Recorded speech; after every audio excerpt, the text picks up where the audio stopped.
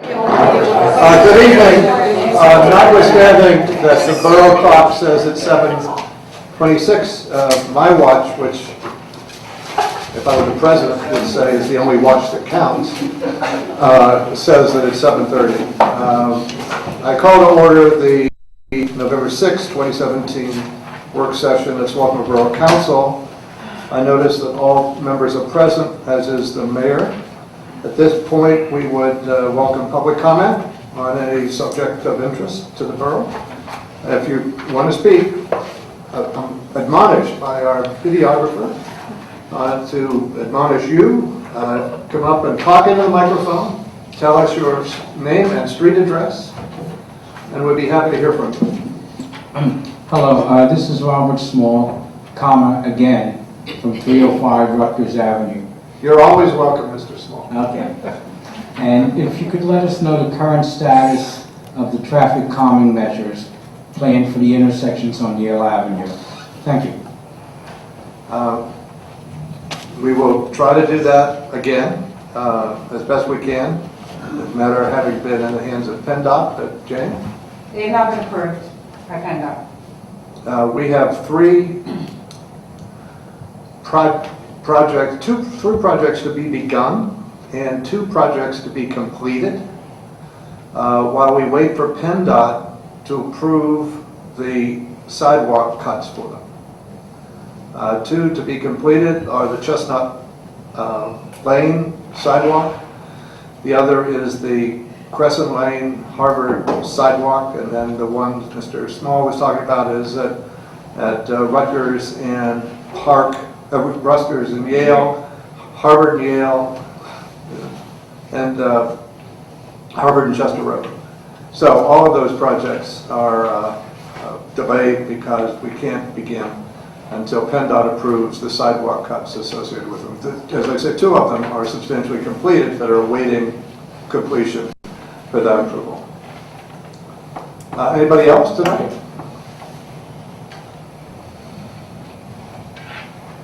My name is Lieutenant Stables, and I'm at 285 North Swarthmore Avenue. Welcome. And I am here along with a bunch of friends of mine representing the seniors of Swarthmore Borough. And we are here knowing that the report from the General Government Committee will be given to you a little bit later, and it will include a proposal that some funds be allocated to seniors, and we are here to support that allocation.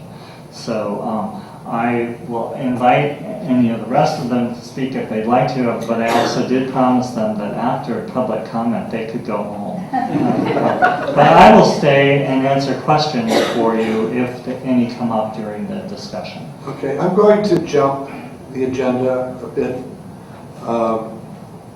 because it might assist some of your folks to go home right now. to ask Mr. Schmucky to tell us what the recommendation of the General Government Committee will be with respect to the funds request that Lyndon just mentioned.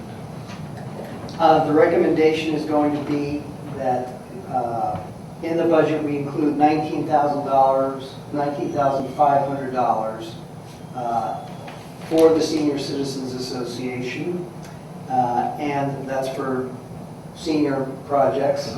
And there was a very detailed proposal presented by the Senior Citizens Association. They had not submitted a request for several years, maybe as many as 10 years. And as a result of the past 2 years, they have agreed to take the burden on to provide volunteers and people who will do a lot of work to make sure that these funds are spent in support of seniors. And the committee appreciates that and thank the members for coming, and we think that's a good thing, and that's the recommendation. Okay. That having been said, we take no action on that item tonight, as you know, and so the suspense is gone. And that is the recommendation that we will be considering, along with other recommendations for other the fire company, SRA, etc., in the budget process. But thank you, Lyndon. If I may, just to add a little bit to what to what Ross mentioned is that all of the money, and then some of our own money, is to be spent on implementing Aging in Place Task Force recommendations. It's not just projects that we like, it's specific recommendations from the Aging in Place Task Force that we are planning to implement. Okay. Good point. Thank you very much. We can wait a moment, but you probably all want to stay for the rest of the meeting. You're welcome. And so, except I noticed Mr. Dawes is getting up. Either the speaker depart. I did my 4 years. Thank you very much. Thank you for your service.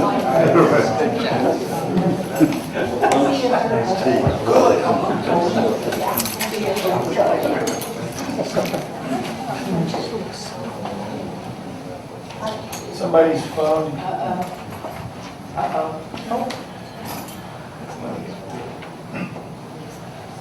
Just a moment, Rick. I recall those of us in the room who are trial lawyers have been many times involved in jury trials, and the jurors get seated in the box and then they're told the case has been settled.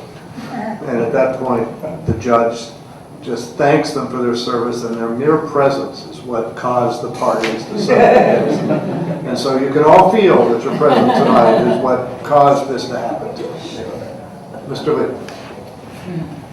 Good evening, Council. Rick Lee, President of the Fire Company. Just wanted, we posted up on our website as well as on our Facebook page. We have partnered with a team of Villanova MBA students as we are constantly looking at recruitment and retention. And they are currently looking at community engagement and awareness of the fire company. And so they put up a survey, and it probably will show up on Nextdoor, Swarthmore, and things like that. But if you have a chance to go to our website or to our Facebook page for Swarthmore Fire Protection Association and take the time to take the survey, it would be greatly appreciated. It's just one of our little efforts that we continue to try and figure out the change in volunteer status across the nation. So thank you. Thank you. The other day it took about 5 minutes, so Yeah. we're there. Right. Anybody else? Seeing no one. Oh, I see fresh back from Spain. Buenas noches. Mr. Flanagan.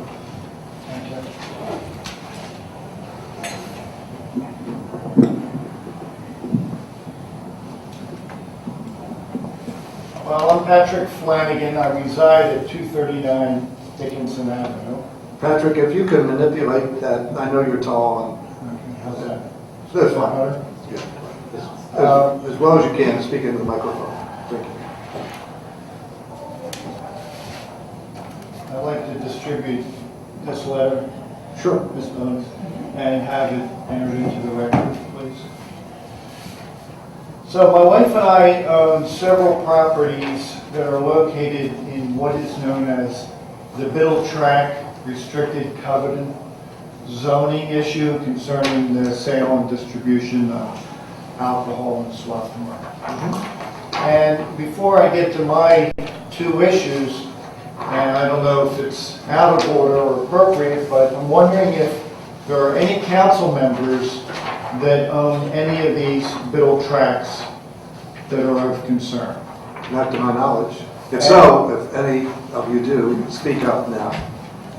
And my second question is, are any members of council members of the co-op, Swarthmore Co-op?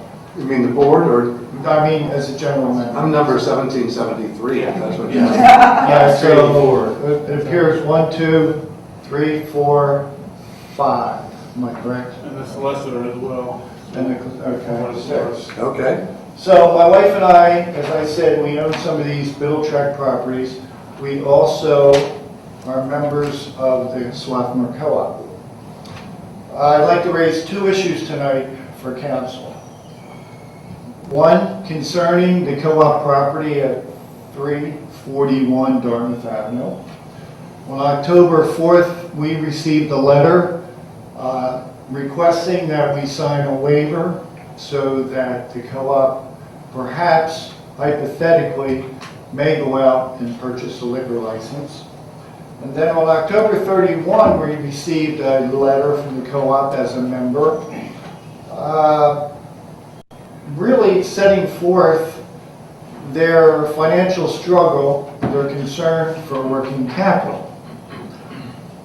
So I asked council this time if a hypothetical possibility of the co-op purchasing a liquor license is really ripe for this council to sign a waiver that would be permanent. My two concerns are that maybe they won't purchase a liquor license, but they will have the waiver of council, which will pass to a potential new owner of the property, and council will have really nothing to say about the issue at that point in time concerning the waiver that you, if you do sign, you have signed and released them on. I understand they have to get other waivers, but I'm talking about council as representative of the greater community, and whether you would have any further useful input into the discussion at that time. So my second letter goes to the letter I just distributed, which is, my wife and I would like the same waiver. We may or may not purchase a liquor license. It's hypothetical at this point. We've owned the property since 1987. Back in 1990, I went through a liquor license application, which first introduced me to the issues that were raised by the Biddle Track, the liquor ordinance, and so on and so forth. So we may at some point either want to purchase a license or rent our property to someone who has a license. So my position is, if council thinks that they should sign a waiver, then I think they should sign it for every Biddle Track owner who is commercially appropriate to have a license, because you're only entitled to. And if you just sign for the co-op, there's one potential license out there, but there's also potential of the co-op protesting and Swarthmore College protesting, plus the other 150 property owners. So I say what's good for one is good for all. Now, if the co-op were to come forth with a stronger proposal, you know, they put a bid on a license, they have the money, so on and so forth, perhaps council will find a way to support their waiver. But at this point, why not a waiver for all Biddle Track properties coming from the borough, and then let those property owners deal with the issues that they have to deal with concerning the other property owners. So that's my position. Okay. Okay, thank you very much. All right, thank you. Anybody else tonight? Thank you all. Turning to the agenda, first let me note that tomorrow is a municipal election in the Commonwealth of Pennsylvania. We urge all to vote. One of our number is a candidate in that election for Register of Wills. We wish her well in that effort. All those who vote should not fail to vote on the question, which is obscure, related to property taxes levied by municipal bodies and school districts, which could have a profound effect on how public education is funded in this Commonwealth, should it pass, and should the further steps required to carry it out be carried out. So by all means, don't forget to vote on the question, which is easy to do if you go in and your primary object when you go in is to vote for candidates, but that question is on the ballot and deserves your attention. The next item on the agenda is discussion of request from Swarthmore Co-op to lift deed restrictions relating to sale of alcohol.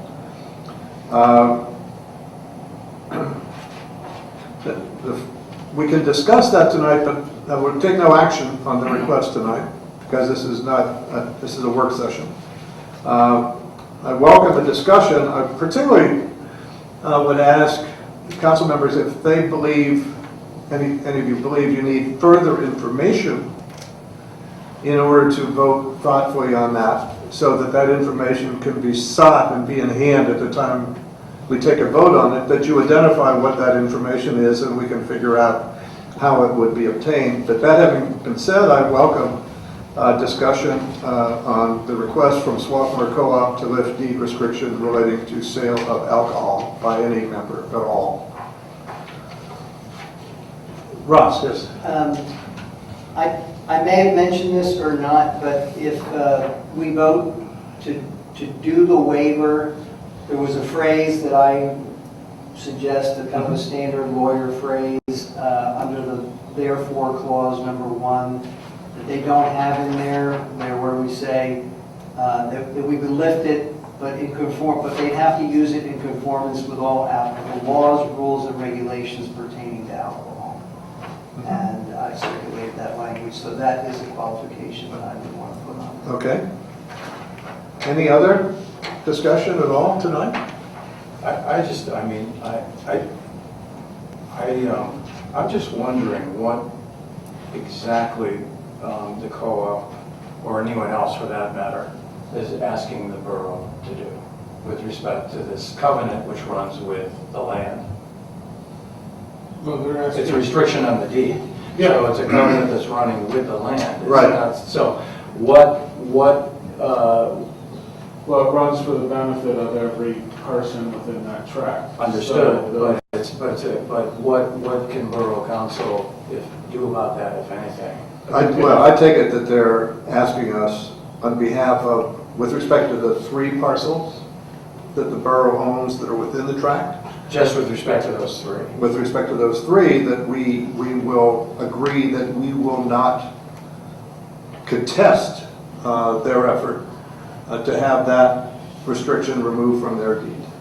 With respect to those 3 parcels only.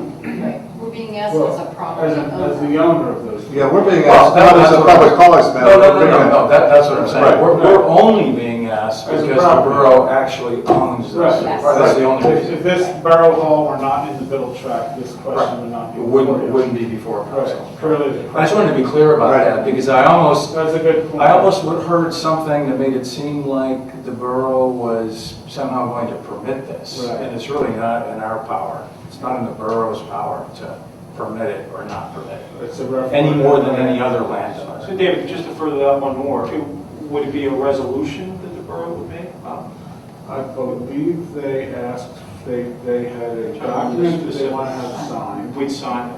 and I don't recall if that was in the form of a resolution. No, it was the same as for all property owners, it was signing a waiver. It looked like, I don't know if you saw it, they were like, people were having them sign. It's an agreement for release Yeah. of deed. It's not I a- understand that it works as a sole entity, I wasn't curious. It's not really a government action, it's like a resolution. We're all talking at once. Whatever it is, will require a motion or a resolution of this council authorizing me as president of council to sign it.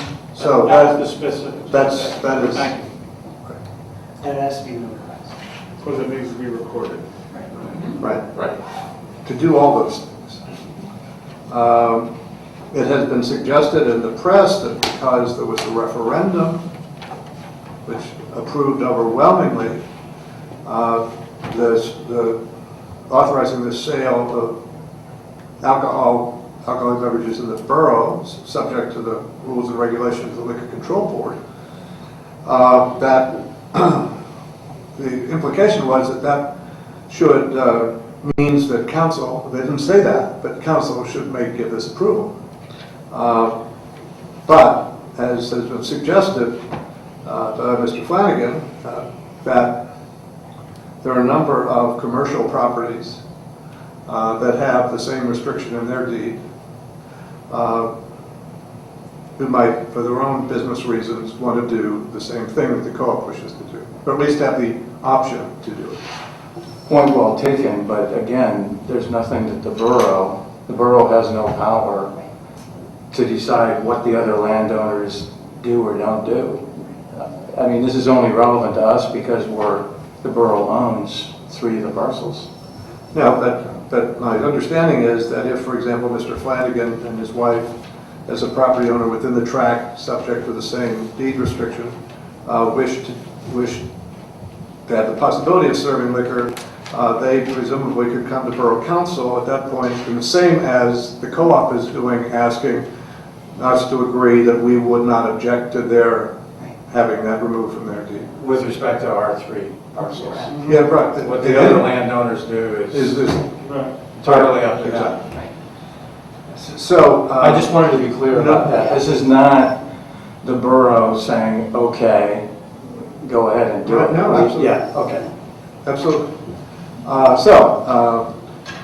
It would be my intention, unless there is objection, to place this matter on the agenda for next week's meeting in whatever form Bob believes it should be, as a motion or a resolution.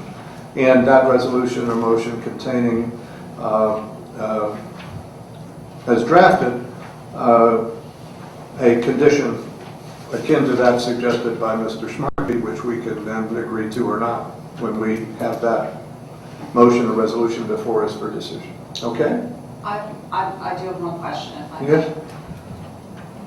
If we agree to the waiver for the co-op, does that then set the precedent that we have to agree for anyone that asks us to do the same? Maybe it's a question for the solicitor. I don't think so. I mean, each time it will be the discretion of the council that's in office to decide whether to waive it or not as the representatives of the owner of the property.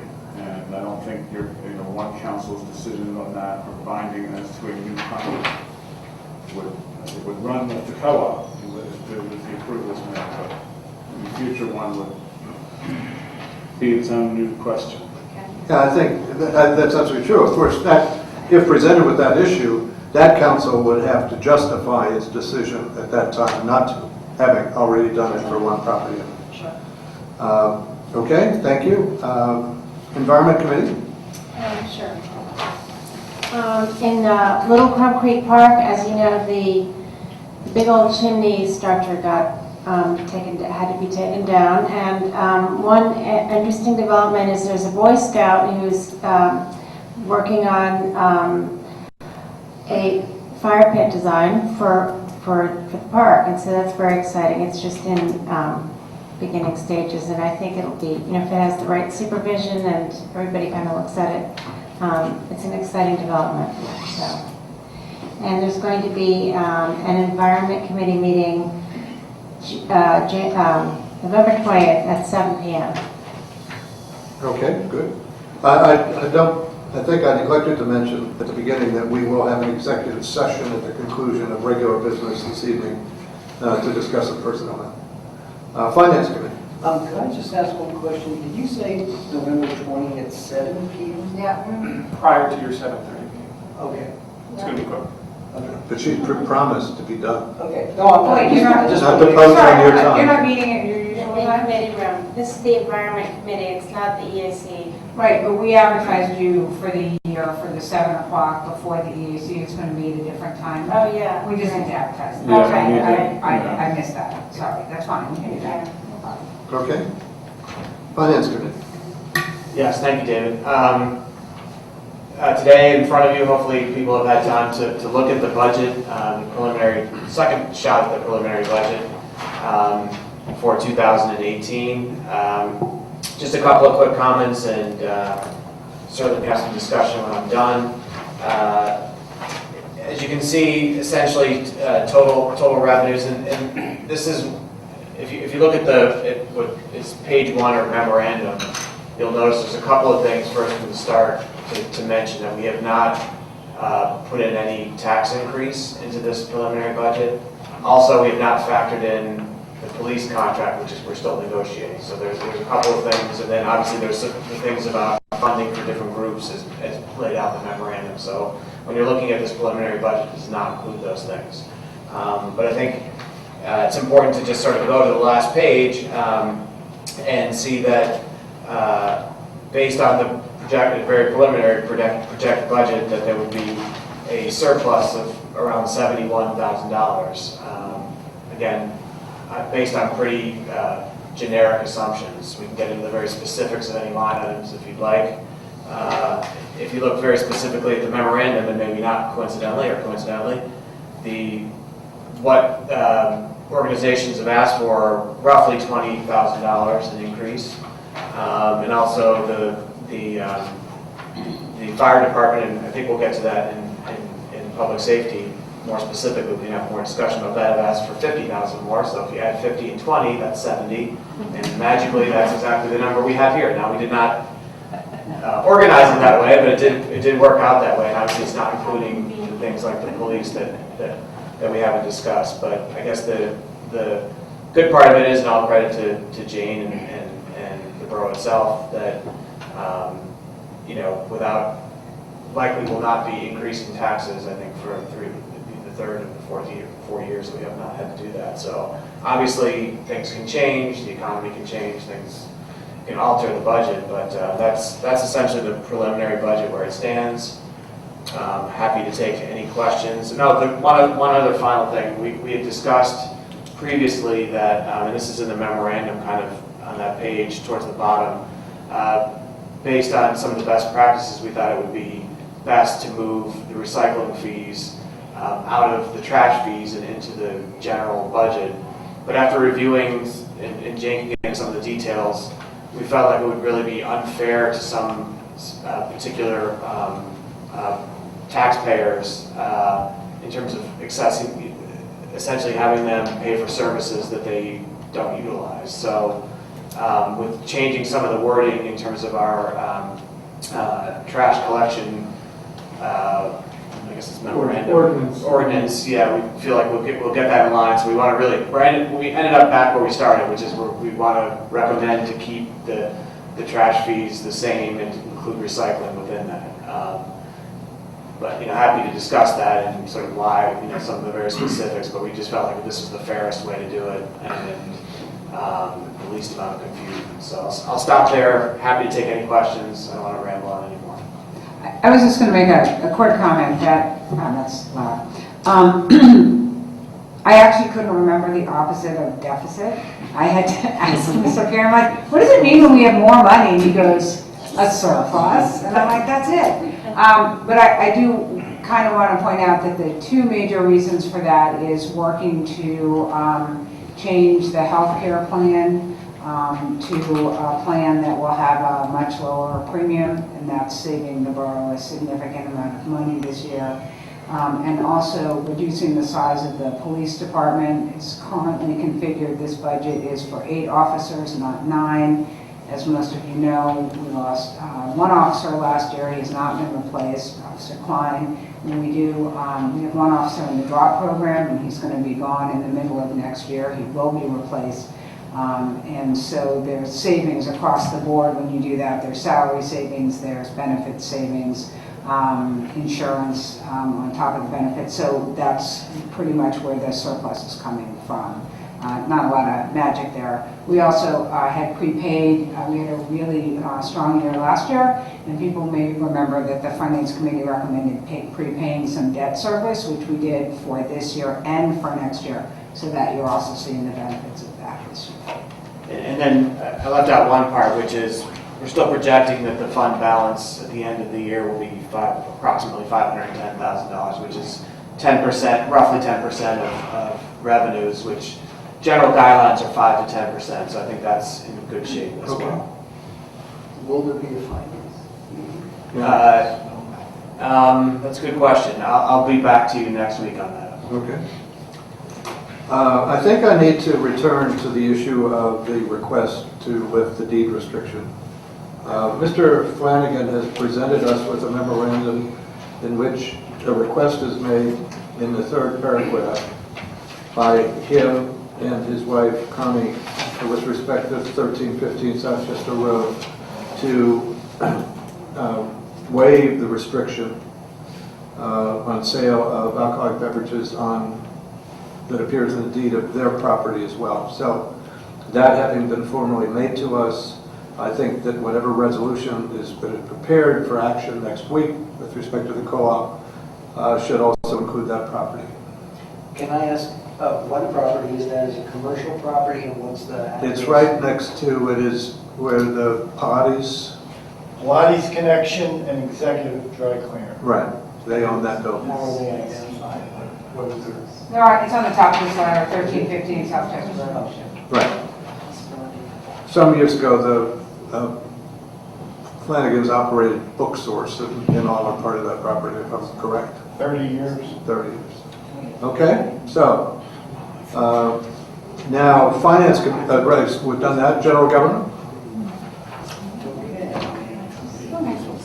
So we have our general government meeting. On my notes.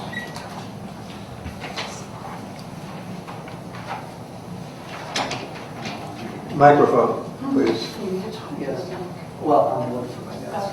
Once you find your papers, will you talk in the microphone? Yes. Thank you very much. So we had our general government meeting. I already reported that we're recommending $19,500 for the Swarthmore Senior Citizens Association. We recommended $23,000 for Swarthmore Town Center, which is an increase of $1,000. In addition, Swarthmore Town Center reported that the holiday seasonal decorations for the town have deteriorated and are no longer usable, and they wish to purchase seasonal decorations for the town, and so we're recommending that be paid for out of an existing capital budget, and that's $4,500. For the public library, we're recommending $164,140, which is a 3% increase for the library, and a funding for the Swarthmore Community Center of $3,000, which is the same as we recommended last year. The committee thanked each of these organizations because volunteerism is what runs the town. Each of these expenditures is to organizations that are really only possible because of the efforts of people in town who put their time and sweat equity into them, and so we're very grateful for that. And that's it, unless any other committee members have anything. Can you just add the Swarthmore Senior Citizens, Yes. 19.5, and the 2 senior grants Yes. that won't be renewed? Yes, so we had made those 2 senior grants that total $10,000. They were expended already, and the library and recreation, Swarthmore Recreation Association will use those funds. We're not renewing them, they're not asked to be renewed, so they will not be in this coming year's budget. Okay, it's my recollection that the contemplated seasonal decorations do not have a religious connotation. Correct. And I am going to keep our meeting on our regular time. Obviously, if we don't have an agenda item, we'll end up canceling it, but the regular time is Monday, November 20th at 7:30 p.m. Okay, thank you. Matt, I can't go to that. Okay. planning and zoning? Mary? Thank you, David. Our committee did meet last month, and we talked about a few things. First of all, the application for the special exception for the bed and breakfast on Riverview Road. That decision has not been given by the zoning hearing board yet. I think the applicant has agreed to extend the time for them to issue that decision, and I think they're going to do that at their next meeting, which will be on November 28th. Okay. The other issue that we talked about is an upcoming application to the zoning hearing board, and I think you all got a copy of it with the agenda. This is for a property located at 238 Park Avenue. It's on the corner of Park and Yale, and they are looking for 2 things from the zoning hearing board: a special exception to install a front yard fence because it's on a street of high traffic density, and then they also want a variance to enclose the rear yard and side yard with a fence located in front of the rear building line of the house. So what does all of that mean? I don't know if you had a chance to look at the drawing that came with it, but the fence is supposed to end toward the back of the end of the residence, correct? And this is really sort of, I don't want to use a pejorative term, but it's sort of containing what I will call a corral. It's creating a big circle, and that is what they are going before the zoning hearing board to ask for the variance for. And I just wanted to bring it to your attention because I know fences have been an issue in the past and the fence ordinance, and I didn't know if it was something that the council wanted to discuss further, or if they wanted us to go to the zoning hearing board and take a position on it or make any comments on it. So I'm just putting it out there for discussion if anybody has any questions about it right now. When would that be heard before the zoning hearing board? November 28th, So after next week's meeting? correct. Okay, so for next week, if anybody, having reviewed this, wishes to recommend that council take a position formally before the zoning hearing board, either for or against either aspect of the request, either special exception or variance, you can raise that next week. And then the last thing is, I did attend the zoning hearing board hearing last month and did speak to the issue of the co-op's application for the new sign and conveyed to the zoning hearing board that council was in favor of granting that in light of the fact that the co-op is sort of a freestanding, different type of building, and also just what the, I'll call it the legislative history of the sign ordinance and what that was meant to do. So the zoning hearing board did grant their application to do the sign, to do the new sign. We are not going to be meeting this month. We're not going to be meeting in December either. I think we're done with our committee for this year. Okay, but is that the new sign or the same sign lowered? It is a new sign. It is a larger sign, but it will be in a lower position. Okay, thank you very much. Yep. Public safety? Right, a couple of items on the agenda. First is we plan to meet this month. That would be Tuesday, November 21st, 7:30 p.m. That is the Tuesday before Thanksgiving, so that might change, but for now that's on the schedule. First item is the appointment of an individual, Stephen J. Imbriglia, as an alternate to the Civil Service Commission. Mr. Imbriglia is a lawyer. He's currently a director at Gibbons PC in Philadelphia. He was managing partner in Hecker Brown, Cherry & Johnson for a number of years before that. He's lived in Swarthmore for quite some time. I actually knew what that number was at one point, but I think I forget. Do you remember? 30 years? I think that's right, Mary. I'm looking at Mary because she is on the Civil Service Commission. I think it's 30 years. Anyway, he, among other things, has been a coach with the Swarthmore Recreation Association, boys soccer, boys basketball. He's been a CYO coach. Yes, he's lived here since 1987. That would be 30 years. Just to cut to the chase then, I move that council appoint Stephen J. Imbriglia as an alternate to the Swarthmore Borough Civil Service Commission. Should we do that tonight or next week? Tonight, okay. Is there a second? Second. Any discussion? Am I allowed to vote? I always ask Bob that question because I'm on the civil service commission. Yeah. Okay. I should say he's a neighbor and a peach of a guy. Oh. So, Yeah.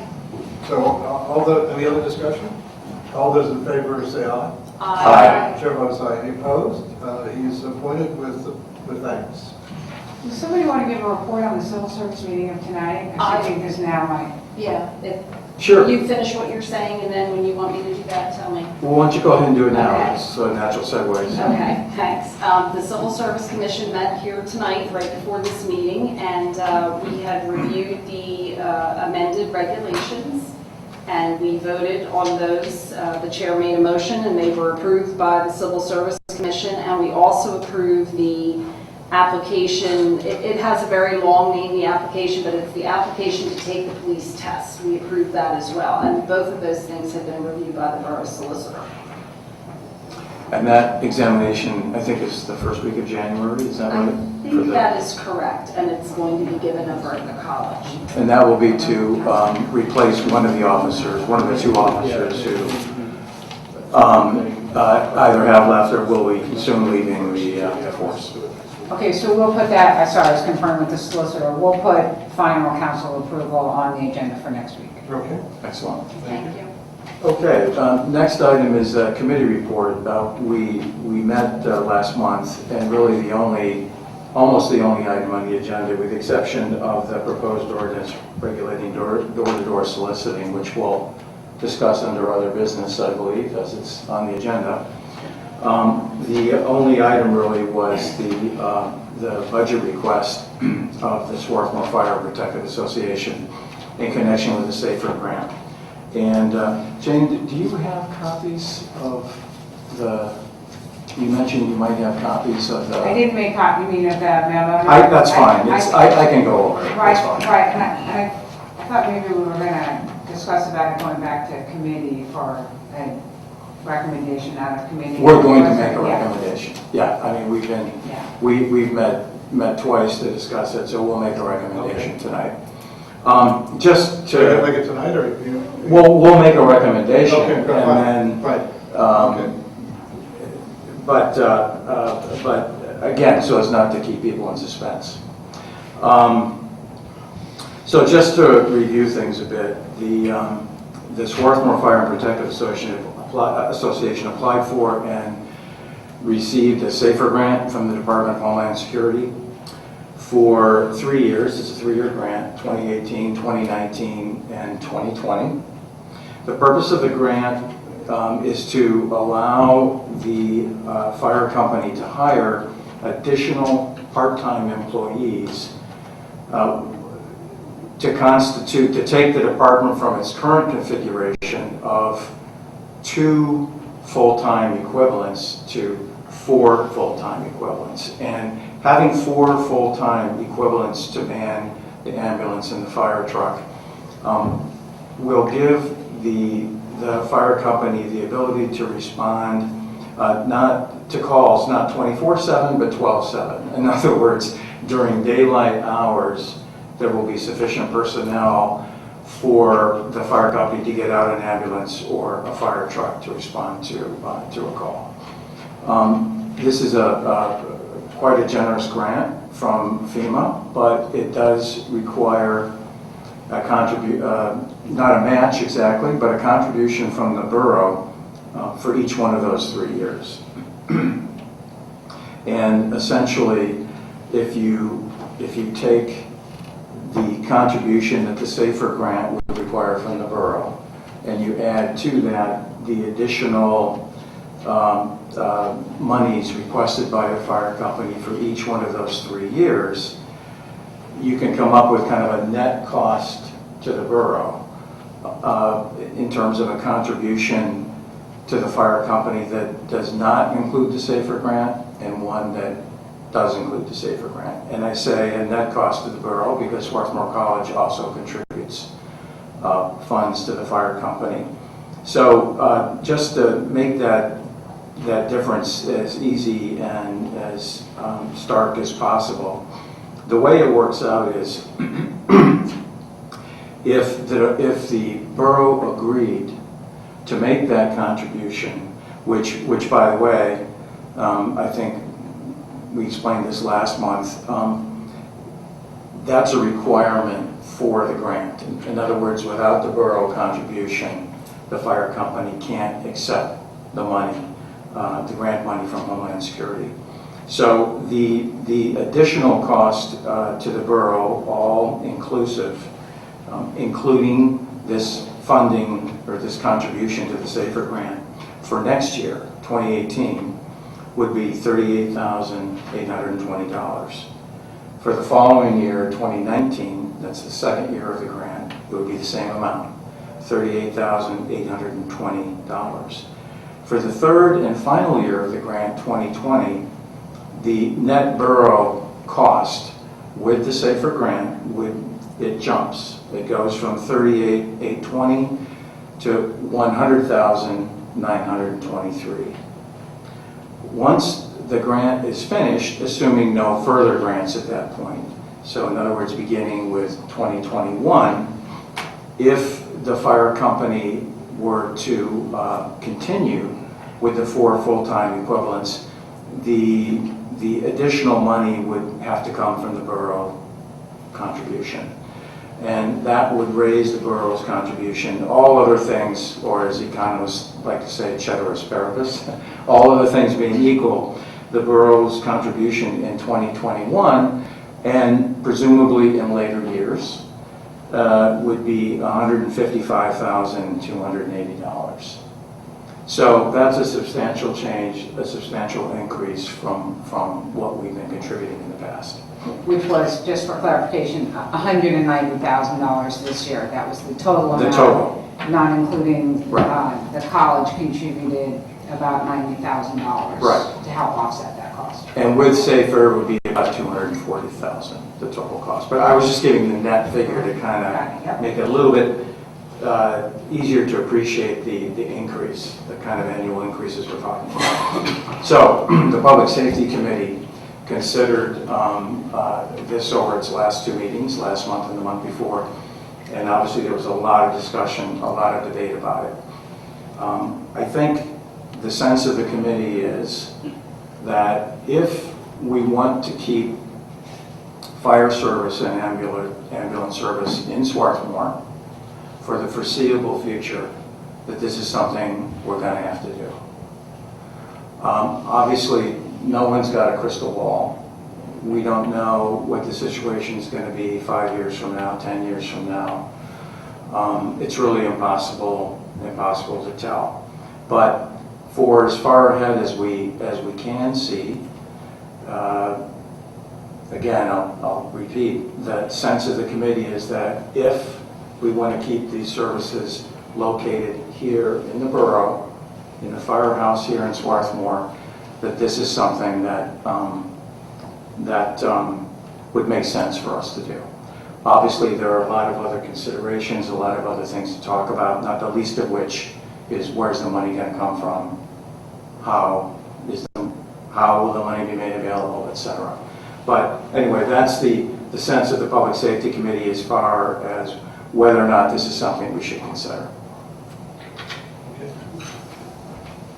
Dave, is it my understanding correct that those amounts you recited will be in addition to amounts that the borough might otherwise in those years contribute to the fire company? Those are net figures with Safer. So in other words, they include those increases that I mentioned. Again, we're projecting, right? We don't know for sure what other amounts the fire company may ask for. But if based upon what's been asked for in the past, it would actually that's an all-in figure. Okay, so that. It's No, not. I don't think it is. It's one No, it's the second column, that's it. No, but that's not. But then numbers aren't quite right then. Well, no, it's additive. So the base contribution this year is $190,000. 190. Right, so the contribution next year, assuming there was some increase, would be about $200,000. With the Safer, would be about $240,000. Oh, okay. Right, so that, if you look at both All right. columns there, I think All to right. answer Mr. All right. Brooks' question. All right. Right. Well, so then I misspoke, and you can kind of disregard what I said before, which essentially means that these increases are it's even starker. That being said, we did talk about this in the committee, and I think our recommendation remains the same. Okay, it's the, so long as, it's my belief, that as one looks forward into the future, one variable that is not going to change, is not going to be changing, is the absence of volunteers. And in sufficient numbers to play all the roles that historically have been played with the fire company.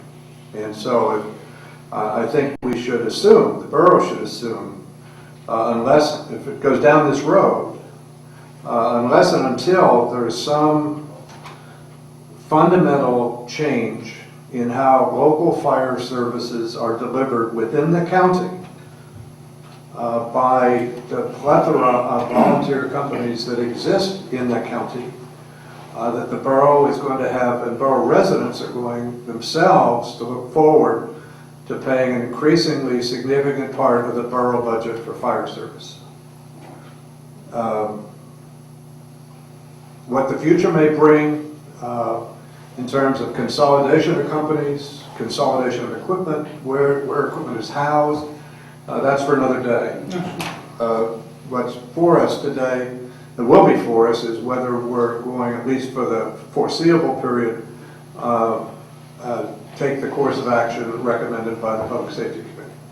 Can I add one other thing, just for a point of clarification? I'm also on the Public Safety Committee, and David could probably summarize it better, but I believe at the end of the 3 years, we could theoretically then go back to two full-time equivalents from 4. Is that, in terms of how the grant is written? That's correct. The way the grant is written, there's nothing Yeah. that would prevent that. Whether that's a realistic possibility or not, or what that would mean for the future then of the fire company in Swarthmore, I don't know. But yes, you're absolutely right. As far as the grant, the way the grant is written, that's definitely a possibility. Okay. Thank you. You did say you will not be meeting this month? We are. Okay, you are meeting. We are meeting. Okay. And that will be when? That will be Tuesday, November 21st. Okay, thank you. Thanks for the report. Sure. Public Works, Parks, and Recreation. Mr. Grove, thank you. The other David. My committee met last month. We didn't have quite the heavy lifting that public safety does. The two kind of budgetary items that roll up to us, SRA did submit their request. It was the same as last year. We unanimously approved that for $25,000. We had previously discussed in Borough Council and at committee Public Works need for a new truck, and that is reflected in Mr. Carey's budget. So we were unanimously in support of that as well. We are also going to take out of kind of a general maintenance fund, Gene, what am I saying, to repair the gazebo roof. We have some funds in place, and after probably more discussion than you would think, of asphalt versus metal roofing, we're going to repair the roof on the gazebo at Little Crumb Creek. And we have Replace it, right? Isn't it just being completely replaced? Correct. Did I say repair? Yeah. Replace. We had a nice discussion about intersection crosswalk safety. So when your intersection does get completed, Mr. Smalls, we have some concerns of people kind of blithely stepping into traffic, as well as a partnership with cars and people as they approach these intersections. And then the last piece, and this would be for a motion next week, but I was approached for a resolution regarding circuit trails within the Philadelphia area. We don't have a trail that runs directly through Swarthmore, but the goal of these organizations is to get as many municipalities on board so that they can go and get the funding and the support that they need. So that was attached, Jane sent that out. If anyone has any questions about that, I'm happy to answer that. Okay. That's okay. Any question about that proposed resolution? I had one question. As I read it, it was totally non-vehicular traffic type trails. Correct. These are good examples are like the Schuylkill River Trail. There's a lot of publicity in Philadelphia. Probably what piqued my interest the most was there's one that plans to run along the Delaware through some kind of embattled towns that could probably use the type of draw, something coming into that isn't there now. So that was part of my reason for supporting it. Okay. Can I just ask us to circle back? I probably should have done this agenda a little differently. Next, just before we get to other business, at next week's meeting, you have to actually adopt a proposed budget. And this is a meeting where I usually try and get a sense of the meeting, which of the extra things that have been discussed already you'd like to see presented in that, so you have a more accurate picture of surplus and deficit. So I would ask, Mr. President, if we could look at some of the things that have been requested and see which of those people would like to see reflected in the operating budget. And you would like that this evening? Well, otherwise I can't do the proposed budget. Well, Yes, okay. I would. And so, would you, for us, summarize those requests, please? Sure, actually, I think they're on your budget memo. look, there was the increase in contribution to the Swarthmore Public Library, 159, 140 to 164, 140. Increase in contribution to Town Center from 22 to 23,000. Swarthmore Senior Citizens Association in the amount of $19,500 with the elimination of two $5,000 grants. Funding for capital is not such a big deal that I showed that in the budget, but it's a little bit different, won't affect this year's millage rate. Same with the truck that Mr. Murphy just mentioned. The public safety, if you want to include that, we do have a millage rate, we know how much that would be.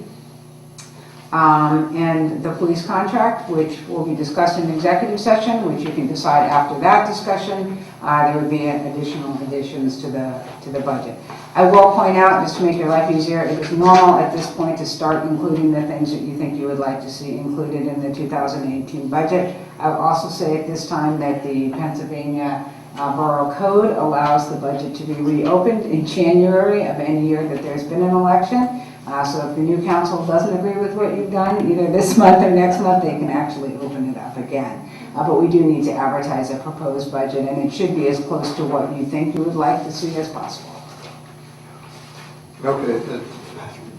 Of those in general government, our town center, the library, community center, centers, Senior citizens. and your committee is proposing all the ones that are in that amount. Yes. Is there any question by anybody? We're not voting on this tonight. We're getting sort of a sense of things. Okay, so that takes care of those. Swarthmore Recreation Association, David, the amount proposed for them is? The same as prior years, so it's an increase. And that is a recommendation of your committee? It is. Is there any question about that by others? Okay, so that can stay. The Fire and Protective Association, total request for next year, which includes something on account of safer? 240. Okay. I'd like to see that. Okay, is there any dissent from that presently? So, I have one question on that. certainly, sure, please. Okay, and my question on that, and I attended the public safety meeting because this is such an important issue, I wanted to learn about it.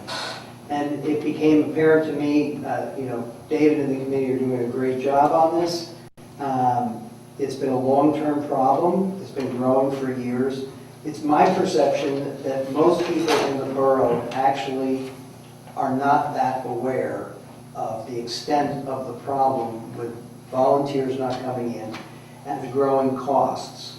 And it's my perception that they're probably not really going to get very in tune with that if we just pass another edition that is subsumed into the general budget. And my suggestion is, for your consideration, and I understand that there is authority to do this, that on the tax bill, we list the fire part as a separate fire tax, so that people will actually, from year to year, see that this is going up and be aware that it is an issue. For me, it's a transparency issue. And I think that we can try and publish as many issues as we want in newspapers, put it on Nextdoor or wherever. People are not really going to become aware of it until they get their tax bill and actually see a line item for fire tax. So that was my suggestion on that. And assuming council were to subscribe to that, Jane and Bob, how would we do it? Well, it would be in the tax ordinance. You would have the millage for general purposes and then one broken out for fire. Okay, and presumably that is a very easy calculation. Right, we actually already have, the millage is already broken out into general fund millage, separate millage for pension, separate millage for debt service called sinking, would just be a fourth category. And then it can also be shown on the tax bill. Okay. The actual bill that people get. How do folks think about that? I think I agree with Ross on this, that I think it will be useful for citizens of the borough to see. It's actually what they would see on their tax bill actually wouldn't be everything. So in other words, it isn't as if what they see reflected on their tax bill is paying 100%, of the fire company's costs. But it certainly would demonstrate what the borough is contributing specifically for that. And to the extent there are increases from year to year, I think it would be useful for people to see that. Well, just so I understand, what would be on there would not be total cost of fire service because, for example, it wouldn't include that portion of the fire service that is being subsidized by the college. Presumably, to the extent that people will still be prepared to contribute to the fire company once they actually see on their tax bill that they're paying to the fire company. But so Could be a negative for them. yeah, right, Yeah. right. That's one thing to consider. But it will include some other costs. We are always saving money and for future equipment costs, whether it's refurbishment or new. We pay for fire hydrants. We pay some insurance. So those would all be included in the millage rate to get a true picture of the cost of fire service. And then people can choose to compare that with what they would pay in other places and so on. It's always a little hard because most people don't know how to convert millage to dollars anyway on the tax bill, but perhaps an article in the paper could help explain that. Right, and at least in theory, for this particular year, unless something radically changes, the overall amount of tax is not going to change. It's just Right. moving one piece to the other. Right. It's not like a new tax that everything else is going. The overall tax bill is not going to change. It's just going to be the composition. Do I remember that this, in fact, is authorized as and thus would be presented on a tax bill as a hydrant tax? That's what it's currently called. I'm talking that, yes, we'll see if we can get a different name for it, but yes, that's what it's called. Well, Because that used to be in the old days when everything was just about, everything was volunteer, that was in fact pretty much the only cost. Yeah. So it's been, in Delaware County, it's been, I think Rick will agree with me, it's called the hydrant tax. It would be nice if we could rename that. Well, even if you don't rename it, it could be hydrant, errand, fire service, closed errand Something. tax. It's not a big box on the bill, so we'll have to see what we can work with Here's a the smaller county. font. Okay, fine. So that the tax ordinance, you don't actually pass until December, but it will be broken out. So that's what, Yeah. Rick, if you know, this year is not done because I know in our house we still have your fund solicitation in an envelope on the counter. But for example, last year, if you remember, how much were you able to raise through that process? Was it 26,000? That's right. No, it's more. I believe the average is somewhere between 45 and 50,000. I actually have it in our budget. If you give me a second, but it fluctuates from year to year. Okay, but that's the order of magnitude of it. Yeah. Last so- year was 55, Thank you. Okay. 162. Yeah, thank you. So, I understand what Ross is saying. It helps the borough residents know if it affects our fund drive. Right, okay. Well, and again, in terms of communicating the message, I think David, you're right. They're still relying on volunteers who are doing a lot of work, and I think it's important to get that message out somehow or other. And that tax bill is not going to get that out, so we'll have to do something in addition. Okay. David, last comment on that. The little bit of research I did said that some other municipalities that are moving in this direction view it as possibly relieving the fire company from fundraising as opposed to firefighting. There's also the issue that it does spread the cost more evenly across all citizens in the borough on the basis of their home and their tax, as opposed to a few bearing the whole burden. Okay.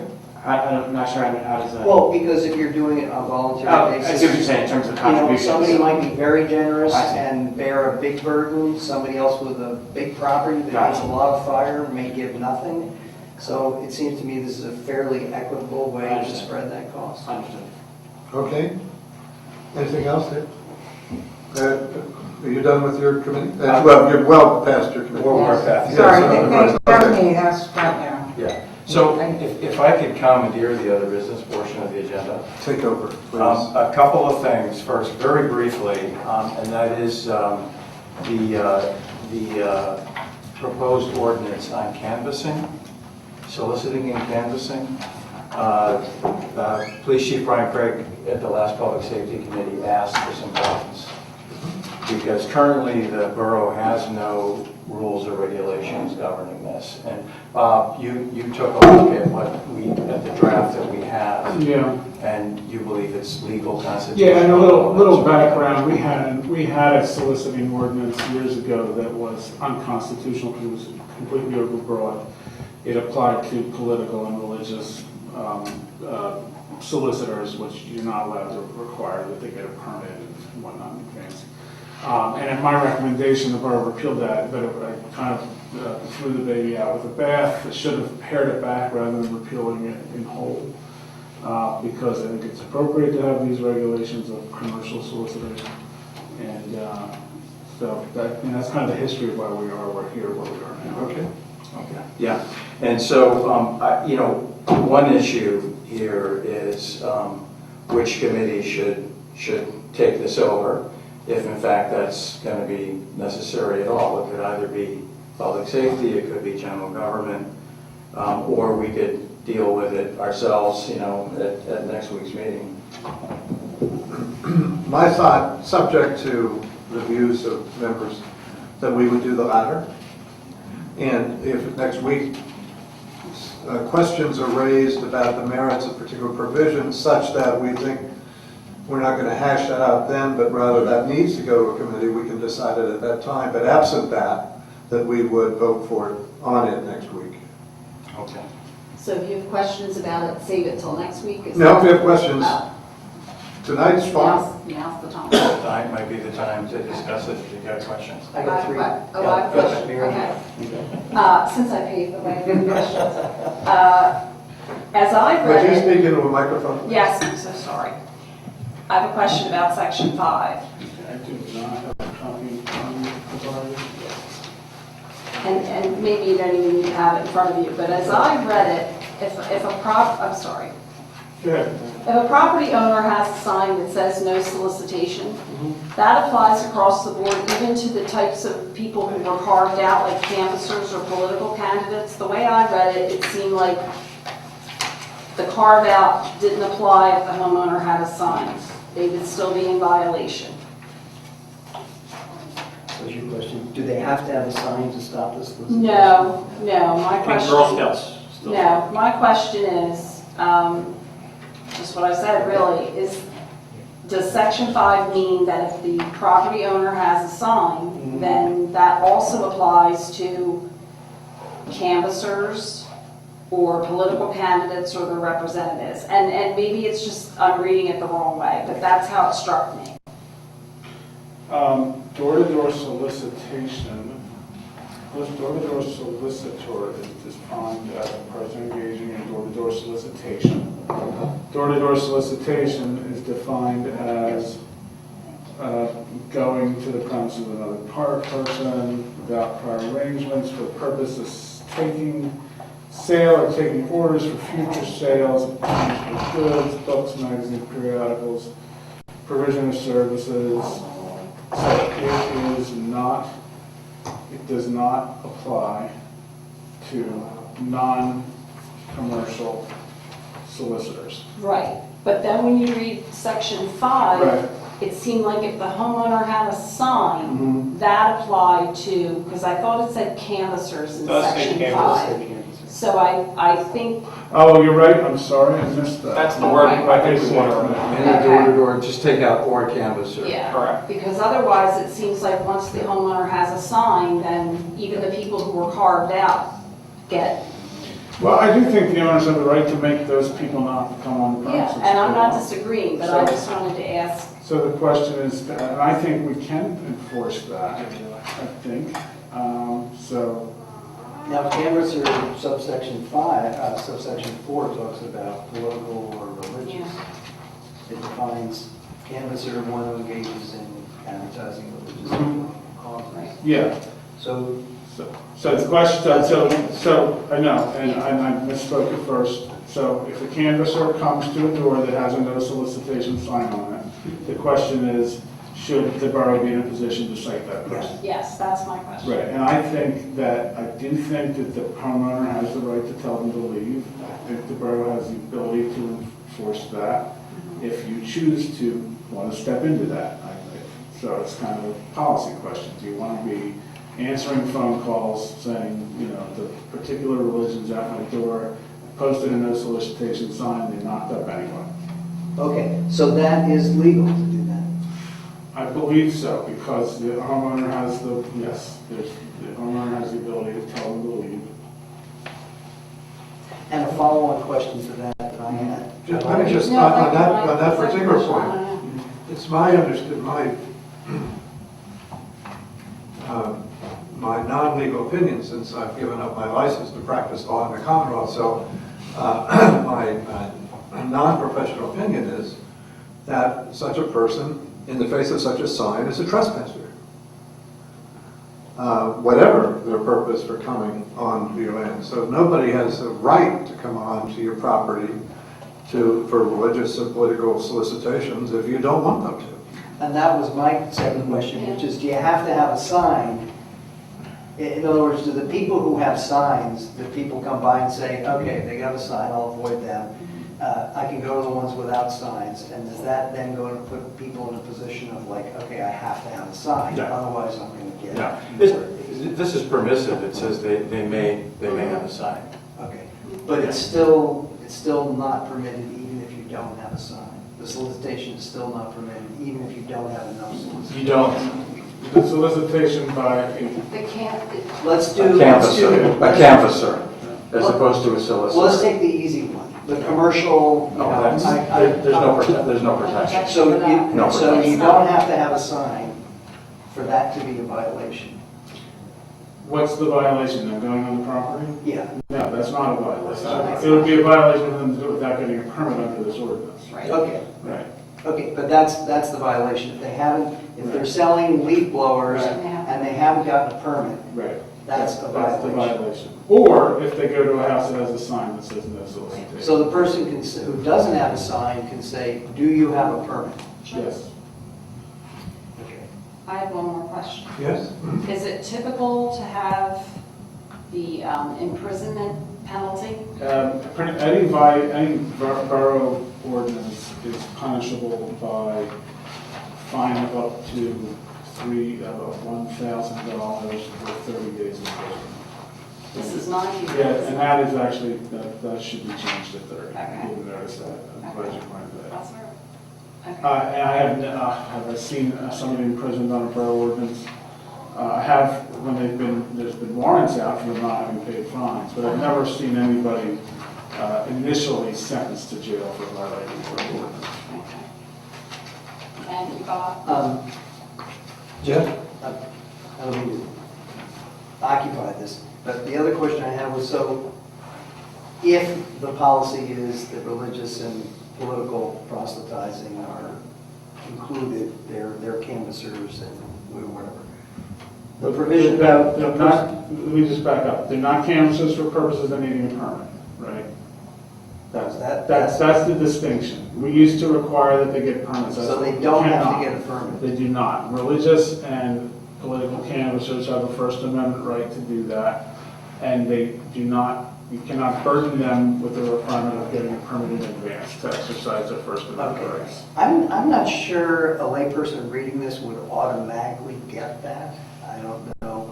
I'm not questioning the legal drafting. I'm just saying, a quick reading, they might not get the distinction between the permit versus you can't come on the front, whatever. But, so a person engaged in the activity of door-to-door solicitation, there was a comment here about a bona fide candidate for elective office or their representative. Terms of this section shall not apply to. So they don't have to get a permit. right, But if there's a no solicitation sign, they could still be. they could still be If penalized. they don't have a permit. They don't need a permit. They don't need a permit. They can't go on a property that says non-conformance on it. So sign, nobody can come on if you got the sign, no solicitation. With or without a permit. With or without a permit. Okay. And then, this is kind of a silly question, but obviously it's not going to affect lemonade stands, the part about street selling. There's a card out for. Yeah, there's a carve out for boys and girls. Girl Scouts. Yeah, it says like those organizations, but if you're an individual. There's something exempting that I- very thing. Well, there's a carve out under section 2D. Yeah, 2:1, where's it? Yeah, boys and girls. on the Newspapers, age of greeting 18. cards, candy, and the like. Yeah. Who represent the Boy Scouts, Girl Scouts, or similar organizations? But it's or who represents. Or, okay. So any boy or girl under the age of 18 selling something on the street, or who represents the Boy Scouts or Girl Scouts is exempt. Yeah. Usually, the people who are selling lemonade on the street are people, children of people who live on that property. Yes, Right. yeah. Anything else? Okay, so I have one more Please. agenda item for other business. This is in some ways the single most important agenda item of the evening. Our esteemed President David Grove recently celebrated a birthday, which, and we all wish him the very best for that birthday and many more to come. Thank you. And we want to express our esteem and affection for Mr. Grove by having a little celebration here for him in council. You may have noticed that Jane and Lauren have been scurrying around. I thought they got bored. And that's the, well, that's also a possibility. I mean, these are all very scintillating questions, but I think we're ready. We're ready. Take it all 5, or 8, as the case may be. Oh, wow. Happy birthday to you. Happy birthday to you. Happy birthday, dear Grove. Happy birthday to you.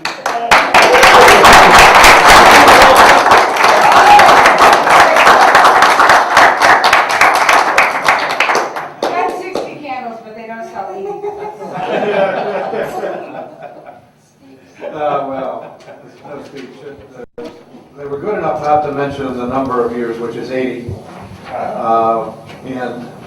But I am pleased and gratified. It's a pleasure to be among you, and thank you very much. You're very welcome, and many more. Amen.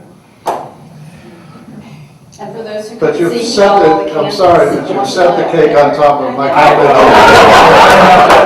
We're going to get to the Get to the cake cake. eventually. Executive session. Yeah, we're going to continue with the meeting, unfortunately, so. But thank you very much. I appreciate that a lot. It's a funny how it goes. That when you're 79, you don't feel old, but there's something about 80 that just sort of, it's whatever. In any event, any other business? Mayor, please. Yeah. Thank you, David. Just wanted to add a comment to your earlier comments about tomorrow being election day. Obviously, to encourage everybody to get out to vote. That there's a lot of important things on the ballot. There's some questions which are worded sort of strangely, but people to think seriously about. And there's a lot of judge retentions which are easily overlooked on the ballot because they are separate on the side. You actually have to go look for them on the right-hand side of the ballot for retentions for judges in the Superior Court and Supreme Court. So all these things are very important. Please get out and vote. The other thing I wanted to mention was that in addition to the farmers market this coming Saturday, there will also be a art market, which is going to occur over by the inn in the area between the train station and the inn. So there'll be additional traffic restrictions on Saturday morning, which people should be aware of. But but the art market, which is, it was originally going to happen earlier in the year and was rained out. It was so this Okay. a good thing that will happen soon. That's it. Okay, any other public comment at this point? Yes, please, come forward, thank you. Just a couple thoughts. Wait till you get there. Paula, 305, Paula Bronstein, 305 Rutgers Avenue. Just a couple thoughts regarding the financing of the fire department that I just had to throw out. Please, please. I read recently that the money that college is giving to the fire department is part of an agreement that has a limited time. I think it's 3 years, I don't remember. 5 years. Plus. And the other is that I also read someplace else that as other local fire departments in Delaware County are concerned, have the same problem, that a number of them are implementing, and I don't remember which ones except for Ridley, are implementing or discussing implementing, I honestly forget the details, the concept of encouraging volunteers by giving stipends. And you have to look into it more, see what it's about. I don't remember many of the details, and I'm sure I didn't read many of the details, all the details, but it just sounded like an idea. Tax credit. Thank you. Yeah. Thank you. The state law does permit. You done? State law does permit a municipality, a borough, township, I guess a city, to forgive a percentage of the real estate tax for a volunteer firefighter who lives in that municipality, who satisfies, demonstrate a sufficient level of actual service as such. And that's certainly something that the borough, at the appropriate point, could itself consider doing. But I think that's probably that's the only... Yeah, that was probably it. Yeah, I don't right. remember the details. No, but I think that must have been it. Okay, anybody else? Worth considering. Is there a motion we go into executive session? No, excuse me, borough manager. I don't think I have anything else. If we go back into regular session, I may have something at that time. Okay, and solicitor? I will not be here next week. That's not Okay, we will miss you. And so we'll go into executive session. You're all excused. Thank you for coming.